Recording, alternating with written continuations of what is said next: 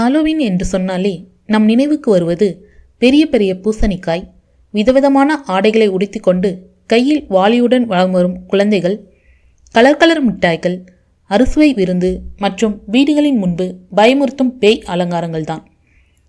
America, Canada உள்ளிட்ட மேற்கத்திய நாடுகளில் ஹாலோவீன் தினமானது விடுமுறை நாளாக அறிவிக்கப்பட்டு வெகு விமர்சையாக கொண்டாடப்படுகிறது. உலகளவில் பிரம்மாண்டமாக கொண்டாடப்படும் கிறிஸ்துமஸ் பண்டிகைக்கு அடுத்து மேற்கத்தியர்களால் பெரிய அளவில் கொண்டாடப்படும் பண்டிகை என்றால் அது ஹாலோவீன். குறிப்பாக அமெரிக்காவில் மிட்டாய் விற்பனையில் ஓராண்டில் கால்பங்கு விற்பனை இந்த பண்டிகை நாட்களில்தான் நடக்கிறது.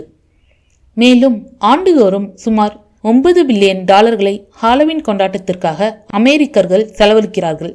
இப்போதும் இந்த நாள் கொண்டாட்டம், உற்சாகம் மற்றும் இனிப்புகளை பகிர்ந்து கொள்ளும் நாளாக அனுசரிக்கப்பட்டாலும் ஹாலோவீன் தினத்திற்கு பின்னால் மிகப்பெரிய வரலாறு இருக்கிறது. ஹாலோவீன் என்றால் என்ன? இந்த நாளை எதற்காக கொண்டாடுகிறார்கள்? இதன் பின்னணி மற்றும் வரலாறு என்ன? நம்ம சேனலை சப்ஸ்கிரைப் பண்ணாதவங்க சப்ஸ்கிரைப் பண்ணிடுங்க. பக்கத்தில் இருக்க பெல் ஐக்கானும் கிளிக் பண்ணிக்கோங்க. வாங்க வீடியோக்குள்ளே போகலாம்.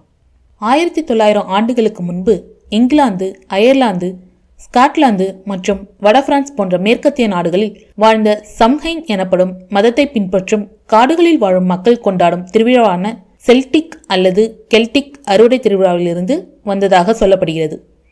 இந்த நாளை கோடை காலத்தின் முடிவு என்றும் அறுப்பு மற்றும் குளிர்காலத்தின் தொடக்க விழாவாகவும் அங்குள்ள மக்கள் கருதினர். இப்படி ஒளி குறைந்து குளிரான இருள் படவத் தொடங்கும் காலம் என்பதால் இறந்தவர்கள் பேய்களாக அவர்களுடைய இடத்திற்கு வருவதாகவும் அவர்கள் அறுவடைக்கு தயாராக இருக்கும் பயிர்களெல்லாம் சேதப்படுத்துவதாகவும் நினைத்து பயப்பட்டனர். அதாவது இறந்தவர்களின் ஆத்மாக்கள் குளிர்காலத்தை வரவேற்கும் விதமாக வெளியே சுற்றி திரிந்ததாகவும் அவை அங்கு வாழும் மக்களை பயமுறுத்துவது, அவர்களுடன் மோசமான தந்திர யுக்திகளை பயன்படுத்தி விளையாடுவது மற்றும் பல்வேறு தீங்குகளை விளைவிப்பது போன்ற செயல்களை செய்ததால் அந்த பேய்களை பதிலுக்கு பயமுறுத்தி விரட்ட சுடுகாட்டிற்கு சென்று அங்கு பேய்களுக்கு பிடித்தமான உணவுகள் மற்றும் இனிப்புகளை வழங்கி விலங்குகளின் தலைகள் மற்றும் தோள்களை பயன்படுத்தி பேய்களைப் போலவே வேடமிட்டு அவற்றை ஓரிடத்திற்கு கூடி வர செய்து அங்கு நெருப்பை ஏற்றி விரட்டியதாக வரலாறுகள் கூறுகின்றன.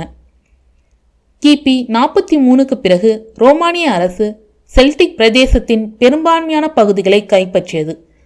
அவர்கள் செல்டிக் மக்களின் பண்டிகையுடன் சேர்த்து தங்களது மரபையும் இணைத்து பண்டிகை தினத்தன்று ஆப்பிள்களை சாப்பிடுவது மற்றும் பிறருக்கு கொடுப்பதை வழக்கமாக மாற்றினர். ரோமானிய ஆட்சி காலத்தில்தான் அங்கு கிறிஸ்தவர்களும் செல்லத் தொடங்கினர்.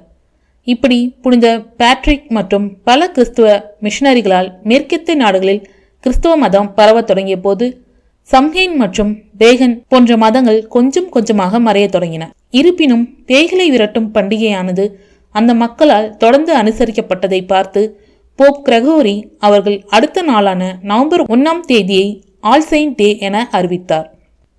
குறிப்பாக அயர்லாந்து மற்றும் ஸ்காட்லாந்திலிருந்து பெரும்பான்மையான மக்கள் அமெரிக்காவுக்கு குடிபெயர்ந்த காலத்தில் அவர்கள் அங்கு ஹாலோவீன் கொண்டாட்ட வழக்கத்தையும் பிரபலப்படுத்தினர்.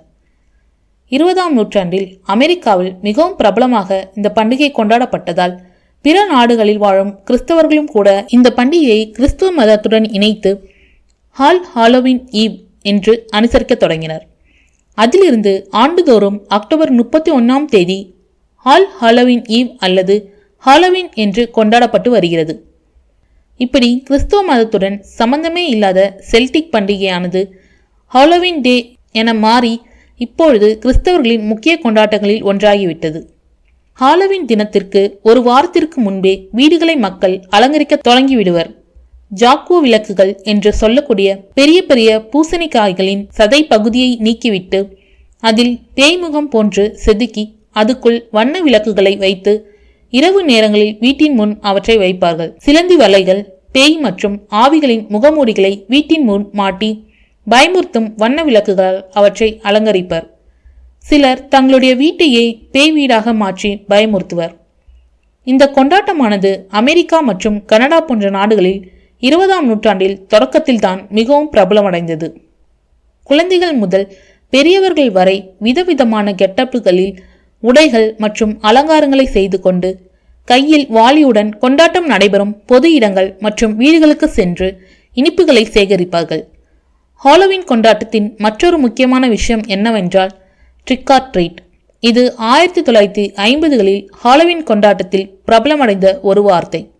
அதாவது வித்தியாசமான கெட்டப்புகளில் வீடு வீடாக செல்லும் குழந்தைகள் அவர்களிடம் ட்ரிக் ஆர் ட்ரீட் என்று கேட்பார்கள்.